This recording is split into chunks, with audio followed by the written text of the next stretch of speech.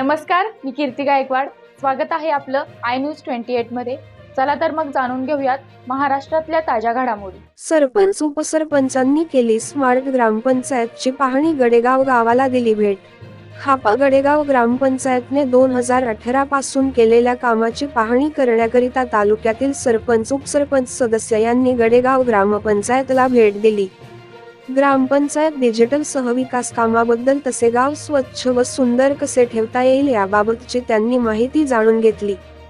सावने येथे सरपंच उपसरपंच सदस्य यांचे 3 दिवसीय प्रशिक्षण व मेळावा घेण्यात आला होता. त्यावेळी अधिकारी यांनी सांगितले की ग्राम विकास कोणत्या पद्धतीने करावा आणि ग्रामपंचायतने केलेल्या विकास गाव कसे स्वच्छ ठेवता येईल याकरिता तुम्ही गडेगाव ग्रामपंचायतला एकदा जाऊन भेटा. त्यामुळे प्रशिक्षण मधून सरपंच उपसरपंच सदस्य यांनी गडेगाव गावाला भेट देऊन ग्रामपंचायतने केलेल्या कामाची पाहणी केली.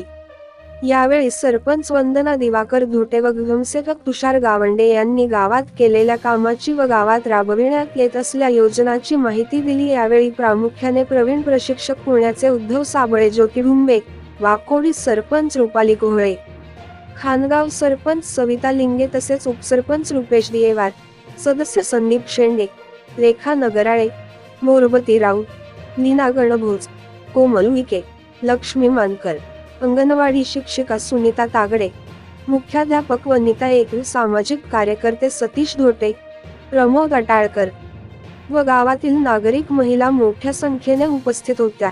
प्रतिनिधी पुरुषोत्तम नागपूरकर, सावनेर तहसील. रिपोर्ट.